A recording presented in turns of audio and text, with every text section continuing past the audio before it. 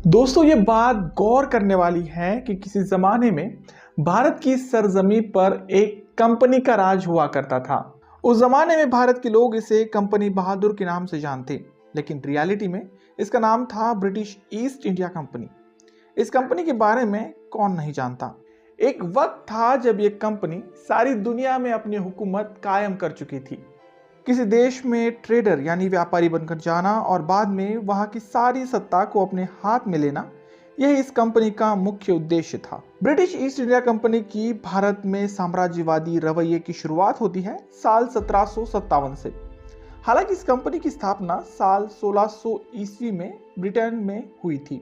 Britain की महारानी रानी Elizabeth ने इसे पूरे विश्व में व्यापार करने की इजाजत दे डाली थी, मगर आगे चलकर इसका साम्राज्यवादी रवैया कंपनी को जल्द ही ले डूबा।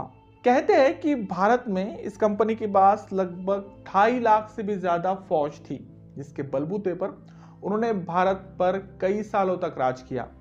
तो क्या था इस कंपनी का स्ट्रक्चर, किसने की थी इसकी शुरुआत और किन कारणों की वजह से हुआ था इतनी बड़ी कंपनी का पतन, जानेंगे आज के इस पर्टिकुलर वीडियो में।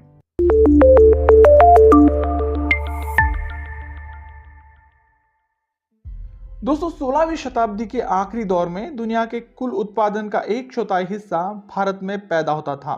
यही वजह थी कि इसे उस जमाने में सोने की चिड़िया कहा जाता। वही दूसरी ओर देखा जाए तो ब्रिटेन और बाकी यूरोपीय देश जैसे फ्रांस, डच, पुर्तगाल मुख्य रूप से खेतीबाड़ी पर डिपेंड थे। उनका उत्पादन दुनिया के कुल उत्पादन के मुकाबले महज 3% था। इस उतार चढ़ाव की वजह से ही सभी देश भारत में अपना व्यापार एस्टैब्लिश करने में एक दूसरे के कॉम्पिटिटर बने रहते। हालांकि ये एकदम से नहीं हुआ। शुरुआती दौर में स्पेन और पुर्तगाल व्यापारिक क्षेत्रों में यूरोप की सबसे बड़ी ताकतें थी। ब्रिटेन के समुद्री लुटेरे इन्हीं के जहाजों को लूटकर खुद को बहुत बड़ा मानते थे, मगर इसी दौर में ब्रिटेन के कुछ असल व्यापारी वर्ग को भारत की वैभवता के बारे में पता चला।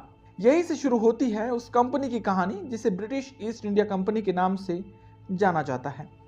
31 दिसंबर 1600 में ब्रिटेन के कुछ व्यापारियों ने मिलकर इस कंपनी की नींव डाली और रानी एलिजाबेथ से मिलकर एशिया में व्यापार करने की मोनोपोली यानी एकाधिकार को प्राप्त किया। भारत में व्यापारी मंसूबे से आने वाले पहले ब्रिटेन रिप्रेजेंटेटिव का नाम था कैप्टन विलियम हॉकिंस। हॉकिंस ने साल 1608 में सूरत बंदरगाह पर ब्रिटेन की ओर से अपना पहला कदम रखा। उस वक्त भारत पर राज था मुगल साम्राज्य का। जब हॉकिंस भारत आए तब मुगलों के तीसरे बादशाह अकबर चल बसे थे और गद्दी पर थे उनके बड़े बेटे जहांगीर। उस वक्त मुगलों की सेना में करीब 40 लाख से भी ज्यादा सिपाही थे। विलियम्स डेरिमल्स के अनुसार हॉकिंस को यह जल्द ही एहसास हो गया था कि 40 लाख मुगलों की सेना के साथ वैसे लड़ाई नहीं लड़ी जा सकती जैसे यूरोप में उस जमाने में हुआ करती थी। ऐसे में बादशाह की इजाजत के साथ ही व्यापार करना सबसे मुनासिब रास्ता होगा। मगर सालों तक मेहनत करने के बावजूद भी हॉकिंस बादशाह का ध्यान अपनी ओर खींचने में असफल रहा। उसकी असफलता के बाद एक और ब्रिटिश प्रतिनिधि थॉमस रो 1615 में मुगल दरबार पहुंचे। उन्होंने बादशाह को बहुमूल्य उपहार भेंट किए, जिसमें शिकारी कुत्ते और उनकी पसंदीदा शराब भी शामिल थी। हालांकि बादशाह की फिर भी ब्रिटेन के साथ व्यापार करने की कोई मंशा नहीं थी, मगर 3 साल लगातार गिड़गिड़ाते थॉमस रो को देखकर जहांगीर ने ब्रिटिश ईस्ट इंडिया कंपनी के साथ व्यापार करने के लिए तैयारी दिखाई।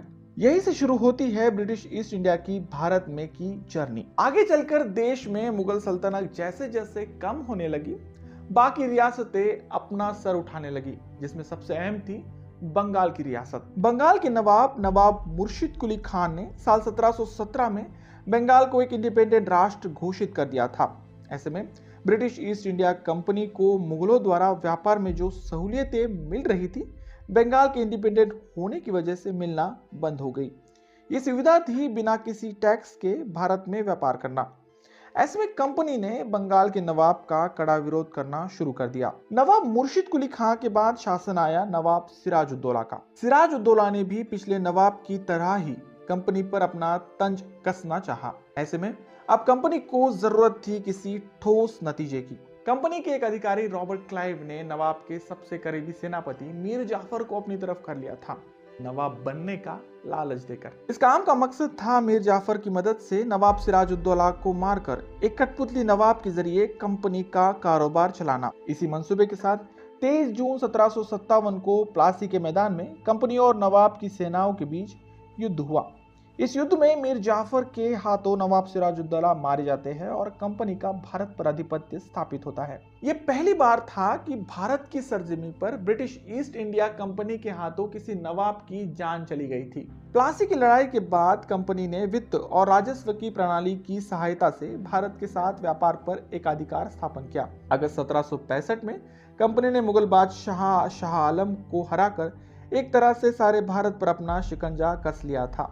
इतिहासकार सैयद हसन रियाज के अनुसार उस वक्त भारत के लोगों में एक कहावत बहुत प्रचलित थी, दुनिया खुदा की, मुल्क बादशाह का और हुक्म कंपनी बहादुर का। इस कहावत को सुनने के बाद एक बात तो पूरी तरह से साफ होती है, भले ही उस वक्त राज बादशाह का था मगर हुक्म जो चलता था वो कंपनी का चलता था। ऐसे में अब धीरे धीरे दौर आया 18वीं शताब्दी का। इस दौर में लगभग पूरा देश ब्रिटिश ईस्ट इंडिया कंपनी के अधीन आ चुका था। कंपनी ने यहाँ सड़कें बनाई, पुल बनाए, सरायों का निर्माण किया, रेल चलाई, मगर इसके बदले में उन्होंने भारत को बेनतहाशा लूटा। अब कंपनी में गोरे सिपाहियों के साथ साथ भारतीय सिपाही भी शामिल थे। इसी बीच उनसे एक गलती हो गई। उस वक्त बंदूकों के कारतूसों के ऊपर जो कवर लगाया जाता था उसका निर्माण गाय और सूअर की चर्बी से किया जाता। ऐसे में कंपनी में मौजूद हिंदू और मुस्लिम सिपाहियों में कंपनी के खिलाफ आग में घी डालने का काम किया। यही से शुरू होती है 1857 के विद्रोह की कहानी। वैसे इस विद्रोह का वर्णन मैंने इस पर्टिकुलर वीडियो में ऑलरेडी किया हुआ है। आप चाहे तो इस वीडियो के बाद उससे भी देख सकते हैं, लिंक डिस्क्रिप्शन में मौजूद है। तो 1857 की क्रांति के बाद ब्रिटिश ईस्ट इंडिया कंपनी की हालत भारत में बहुत खराब हो गई थी। ऐसे में ब्रिटेन की रानी विक्टोरिया ने कंपनी के सारे अधिकारों को समाप्त कर सारे शासन को अपने हाथ में लिया और भारत में ब्रिटिश राज की शुरुआत की। कंपनी की सेना का ब्रिटिश सेना में विलय कर दिया और कंपनी की नौसेना को भंग कर दिया गया। लॉर्ड मैकेले के अनुसार कंपनी शुरुआत से ही ब्रिटिश गवर्नमेंट के साथ बिजनेस के साथ साथ एडमिनिस्ट्रेशन में भी बराबर की हिस्सेदार थी, मगर 1774 आते आते कंपनी का दिवाला निकल गया और कंपनी डूब गई। उस वक्त ब्रिटेन के अखबारों में कंपनी के बारे में लिखा गया था, इसने मानव जाति के इतिहास में ऐसा काम किया है जैसा किसी और कंपनी ने नहीं किया और आने वाले सालों में कोई ऐसा करे इसकी भी संभावना नहीं है। तो यह थी कहानी भारत पर कई सालों तक राज करने वाली ब्रिटिश ईस्ट इंडिया कंपनी की। आपका इसके बारे में क्या कहना है कमेंट बॉक्स में जरूर लिखें। अब जाते जाते एक आसान सा सवाल। दोस्तों, मेरा सवाल आपसे सीधा सीधा इसी मुद्दे पर है कि ब्रिटिश ईस्ट इंडिया कंपनी ने भारत पर कितने सालों तक राज किया? आपका जवाब कमेंट बॉक्स में जरूर लिखें। वीडियो अच्छी लगे तो प्लीज इसे लाइक कर अपने दोस्तों में शेयर करना ना भूलें। और हाँ, आपको अगर मेरा काम वाकई में अच्छा लगता है तो प्लीज चैनल को सब्सक्राइब कर देना। मिलते हैं अगले वीडियो में ऐसे किसी इंटरेस्टिंग और हिस्टोरिकल टॉपिक को लेकर। तब तक के लिए धन्यवाद।